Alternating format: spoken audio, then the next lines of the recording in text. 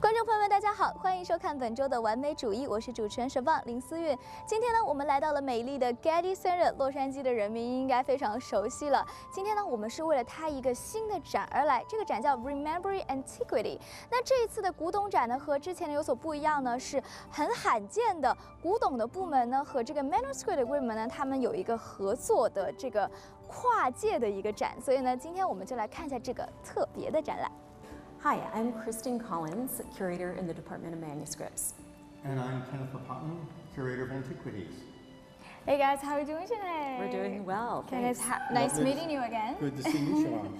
So let's first give us a general overview of the Remembering Antiquity exhibition here at the Getty Center. Okay, this is a small show with objects from our permanent collection. Normally in this gallery we have manuscripts on view, but what makes this show really special is we have a combination of manuscripts and objects from the Antiquities collection in conversation with one another. What we're trying to do is to dispel the myth that antiquity was a great high point in culture. That's not the myth. But that afterwards there was a decline, a kind of dark ages, and then some kind of great rediscovery of the Renaissance. And throughout the Middle Ages, antiquity was never forgotten, hence our title, Remembering Antiquity, the Ancient World Through Medieval Eyes.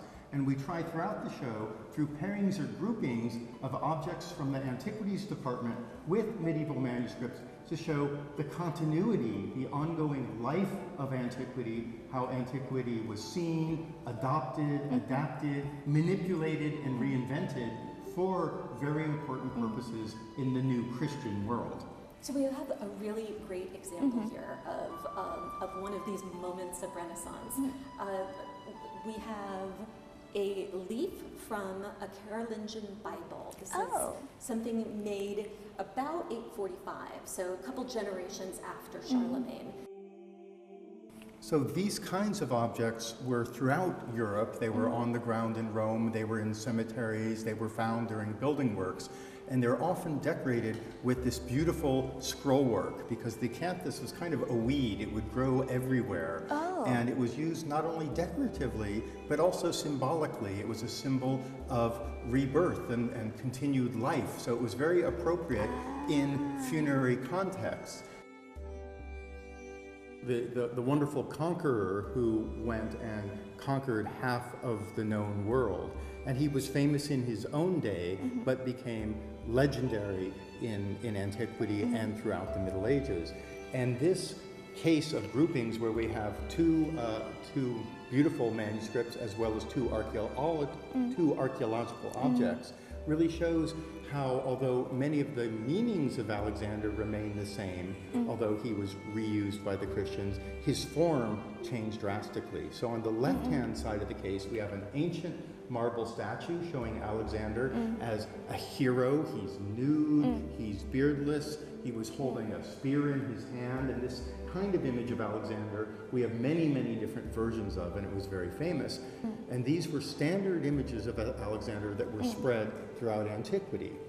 In the Middle Ages, Alexander becomes a kind of type for Jesus. So the parallels of divine birth, he is a hero that in many ways there is this overlay, and we'll see this in one of the books here. But first I do want to talk about how divinity is conveyed in this really late medieval manuscript, a Flemish manuscript of the Alexander romance.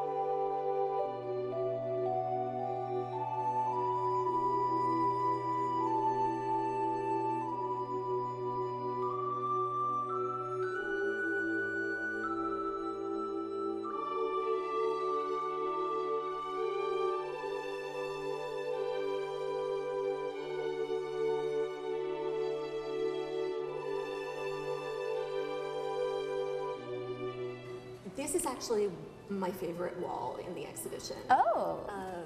It's just beautiful, and Yes. It's striking. It really captures the fluidity of forms and how art was really a language and used by medieval Christians. It could mean many different things. So classical motifs are sort of taken and manipulated by medieval Christians.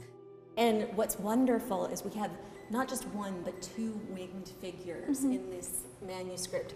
So this is telling the story of Sennacherib, an Assyrian general, an evil general, whose troops are laid to waste by an angel of the Lord. This very small image that you see was a clipping from a Christian Old Testament. So the first part of the Christian Bible. But in many ways, this whole section really does encapsulate, it's part of a section called the language of forms, and it just shows the extreme flexibility and the freedom that medieval artists had in deciding how to use this older imagery to their contemporary Christian medieval purposes. 今天的节目就到这里结束了。我发现呢，这个 Remembering the Antiquity 展呢虽然不大，但是呢仔细看的话呢，能学到非常多的东西。尤其是对中世纪艺术感兴趣朋友们呢，一定不能错过这个古董部门和 Manuscript 部门的跨界展览。感谢您收看本周的完美主义，我是主持人佘旺林思韵，我们下周再见。